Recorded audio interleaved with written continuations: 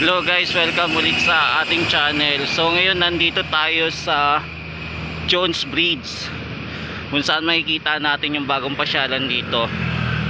Dati dito tayo pupunta, ngayon may panibagong pasyalan malapit sa post office. So tara, puntahan natin tong bagong pasyalan.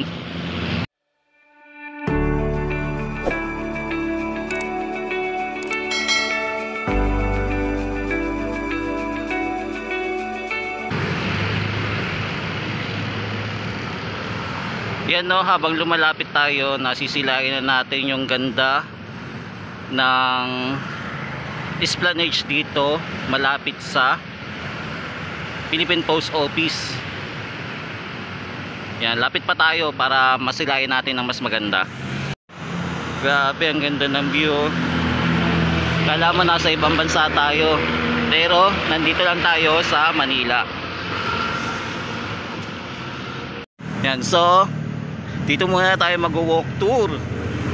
Sana lalo pa nila mapaganda itong Ilog Pasig para lalong mas maraming mga turista pumunta dito. Diba? Ang gandang pagmasdan. Sana alagaan din nila tong area na to.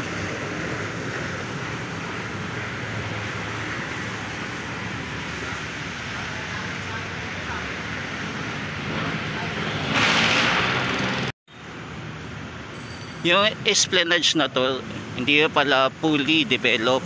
Kumbaga hindi pa tapos, may mga inayos pa rin katulad na ito. Yan, temporary. Dadaan muna tayo dito kasi hindi pa tapos yung development dito. May mga kulang pa pala.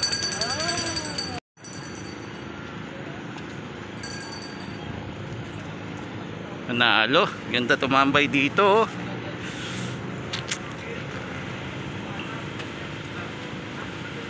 May mga poste pa ang kailangan ayusin dito, katulad nito wala pang poste. Yan, dito naman sa area na to inaayos pa rin. So akala natin tapos na talaga yung esplanade dito. So may mga inaayos pa pala. Ayan, maging ang poste hindi pa kompleto. So ito yung pinakadulo muna. Malapit tayo sa Philippine Post Office. So ayan, so mag-walk tour tayo papunta doon kung gaano kahaba itong esplanade na ginawa dito sa Manila, malapit sa Ilog Pasig o katabi niya Binondo na.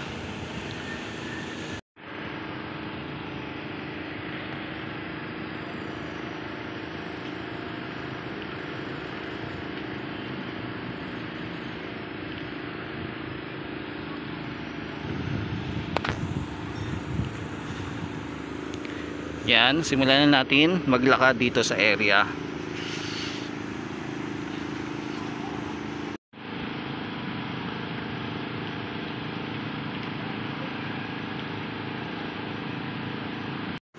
Yan, so itong park na to bukas pala hanggang 10 PM. Yan, buti na nakapasyal tayo. Balikan natin to sa susunod din na araw para masilayan naman natin pag umaga.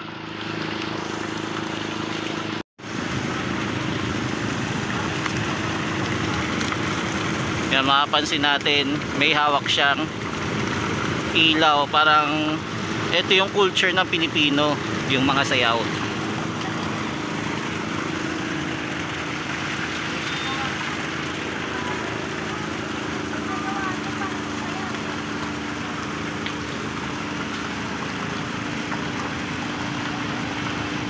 Yan, panalo dito sana tuloy-tuloy itong development hanggang Laguna de Bay pala itong development na to ayon sa ating nakausap.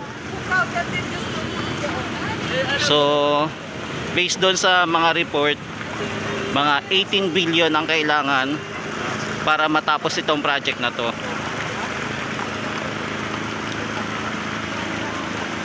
Kaya sana bago bumaba yung presidente matapos itong project na to, o kaya yung susunod na mamahala, i-continue nila tong project na to kasi napakaganda na maaakit yung mga turismo sa mga ganitong parke na akala mo nasa ibang bansa ka o kaya nasa Italy, di ba?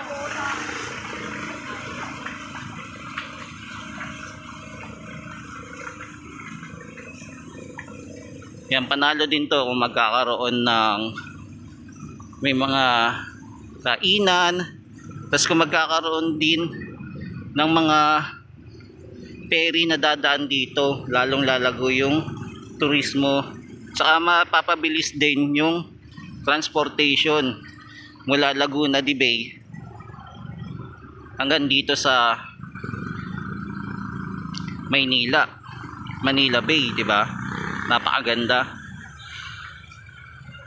Yan, buti na lang may nagbabantay dito para maalagaan itong park na to kasi mahirap. Kung walang mag-aalaga talaga, malamang maraming pupunta ditong mga pasaway para pintahan itong lugar na to. Magdo-drawing sila at masira yung magandang proyekto na nasimulan.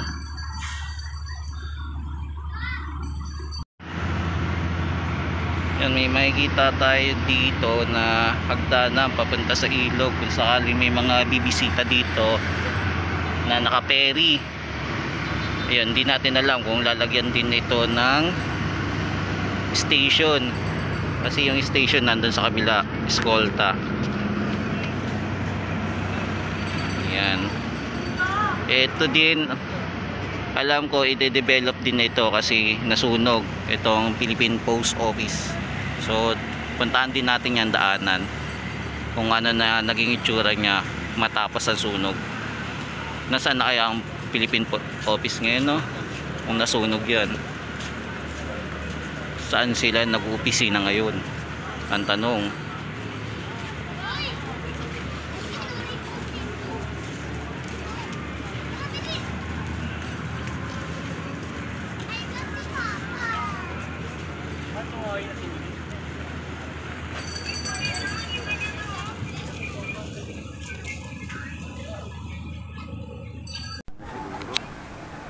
Nag-walk tour mo.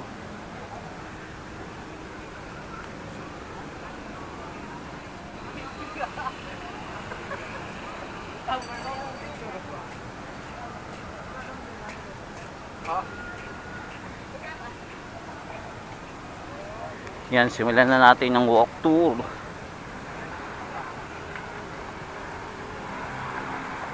Yan, hoping maganda yung kuha natin.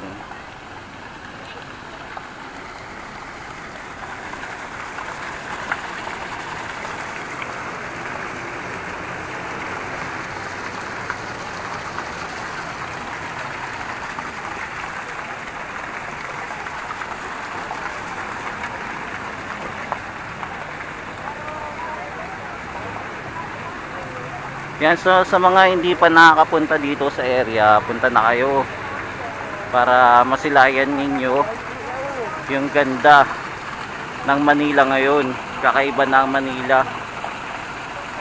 pang tourist spot na. Pero ito pa lang yung simula ng development. Sabi nga daw, yung development na to hanggang Laguna de Bay, so malayo-layo pa.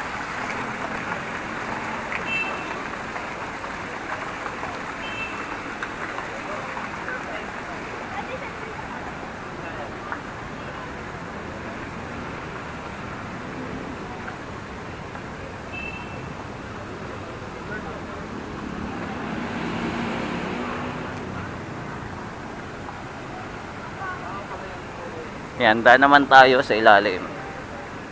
Sa ilalim ng tulay, dadaan tayo.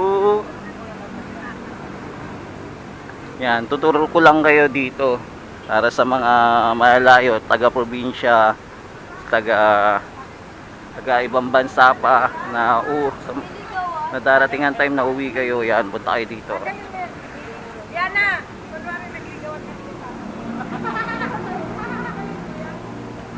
Ayan, no, panalo. Lapit. Yan, nasa ilalim na ng tulay tayo. Anis.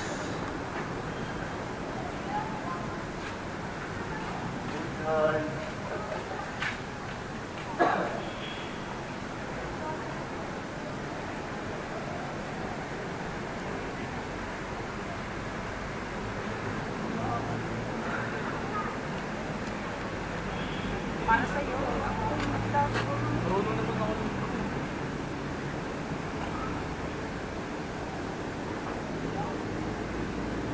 Yan, putol pa.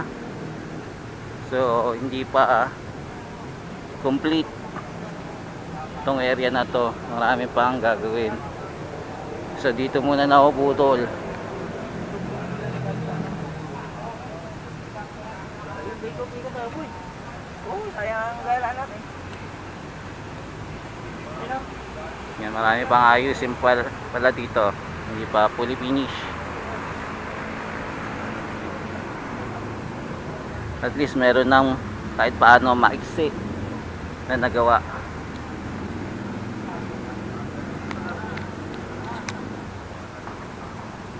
Yan. So, na-tour ko na kayo dito sa Jones Bridge, kung saan may panibagong pasyalan sa ilalim ng Jones Bridge. Diba? Ayos.